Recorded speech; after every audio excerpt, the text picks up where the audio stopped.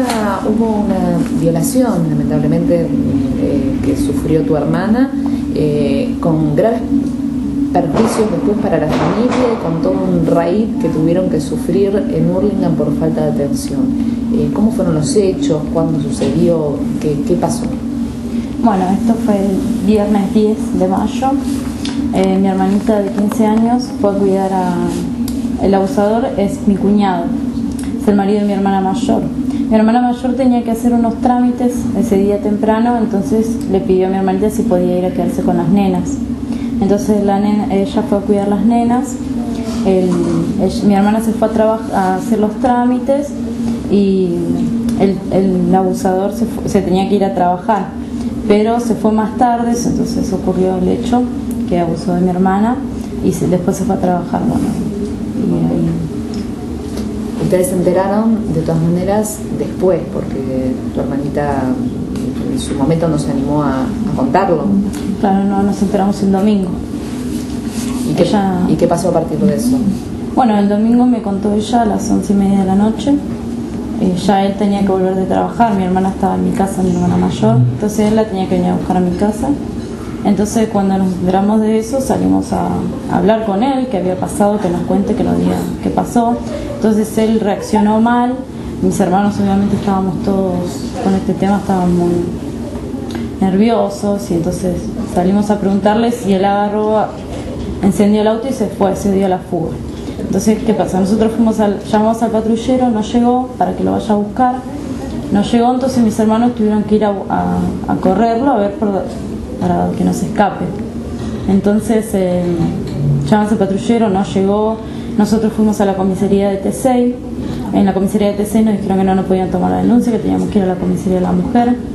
Cuando vamos a la comisaría de la mujer nos dicen que no había personal para que nos atienda, entonces teníamos que ir a cualquier comisaría que tengamos disponible. Entonces tuvimos que volver a la de Tesey, estuvimos ahí como a las 12.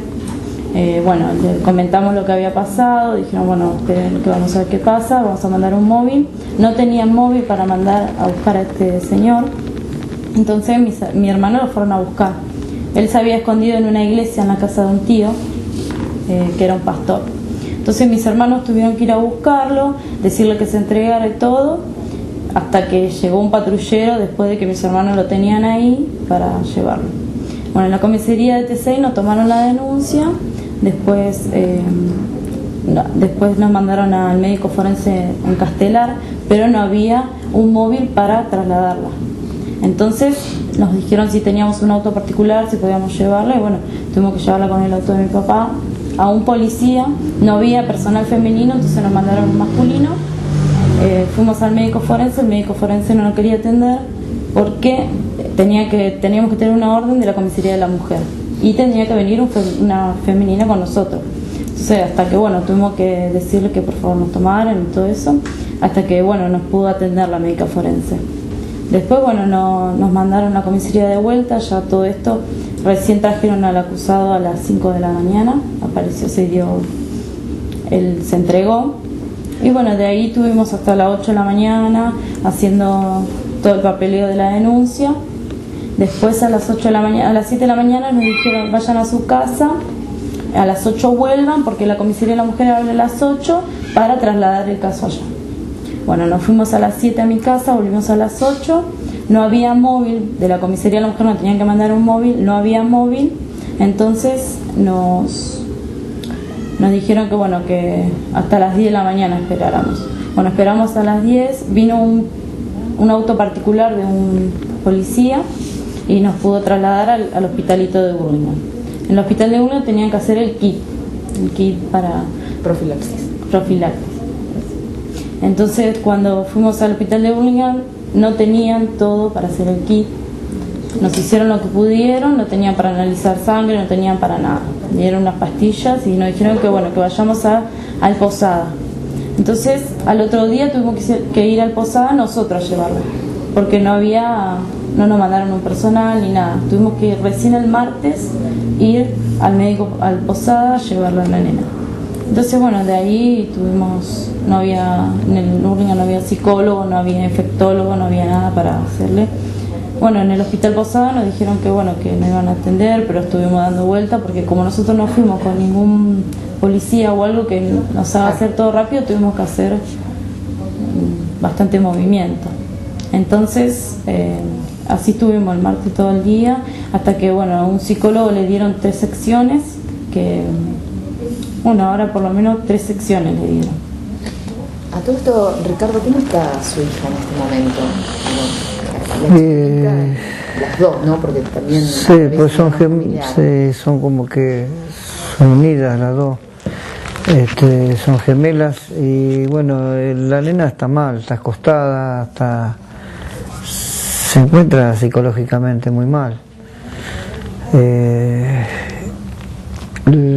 Lo que pasa es que tenemos que resguardar mucho ese tema porque psicológicamente nosotros también estamos mal, tenemos miedo de que hablemos de otra cosa que no sea mal, no podemos nombrar a la hermana en la casa. Más allá de todo, nosotros a mi hija no es que tenga la culpa, psicológicamente la tiene dominada ese hombre, porque ese hombre sí a la mayor, porque hasta él mismo le confesó que había sido que la hermana se le había entregado. Después eso se lo confesó a mi hija y le prometió que... O sea, él asume la culpa de sí, le asumió la culpa según supuestamente a ella, a mi hija. Pero mi hija está con él, porque él le ha prometido que cuando salga la iba a ayudar, que iba a estar con él, que iba a seguir con él. O sea, todo tipo. Lo que pasa es que ese hombre,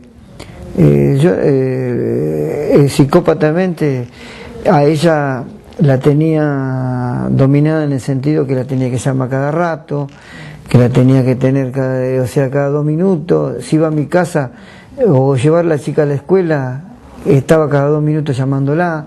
Él estaba en el trabajo y la llamaba del trabajo. Incluso en la cámara donde él trabaja, que trabaja, es una pizzería. Él la llamaba cada rato por el teléfono de la misma pizzería. El patrón tiene firmado que él la llamaba, que le preguntó, él me había confesado días anteriores, como, no sé, como si fuera un chacarrillo, no sé, que eso me había dicho un día que estábamos comiendo con él, que él, el patrón le preguntaba por qué llamaba tanto a la mujer. O sea, él mismo me lo confesó a mí. Y él, como psicópata, parece que la tenía. Ricardo, y digamos, ustedes salen, incluso hicieron una conferencia de prensa. Sí. ¿Por qué sintieron ausencia de apoyo? Digo, más allá de todo lo que bueno, es terrible, ¿no? Nosotros sentimos ausencia de no haber patrullero, no haber en la comisaría de mujer un apoyo psicológico y en el momento que se necesitaba, en el momento que se necesitaba hacer la denuncia. En ese sentido estamos desprotegidos todos, porque le puede suceder a muchas familias. Y psicológicamente mi hija, en tantas vueltas que dimos, se fue decayendo más la mentalidad de mi hija.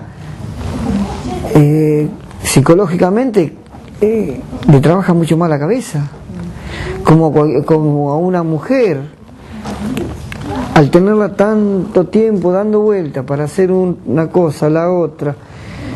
Incluso no hubo ni siquiera apoyo de ir a hacerle una pericia a la casa, en el sillón, en la cama, que incluso pasaron estos días. Eso ya se perdió. No se relevaron pruebas, dice. No se relevaron pruebas en ese sentido. En el otro sentido, se hicieron ciertas pruebas, se resguardaron ciertas cosas de la penor para que no quede embarazada, se hicieron mínimamente se hicieron cosas, pero no se hicieron las cosas que correspondían en el momento en hacer todo. No fui acompañado cuando yo me fui al hospital de Posada a realizar los otros 2 análisis, o sea, la psicología, el tema psicólogo, el tema de infectólogo. O sea, yo estuvimos aquí con mi señora, después tuve como una vuelta como para hacer, me mandaban a hacer la historia clínica, para asentar la historia clínica, que me den el carné.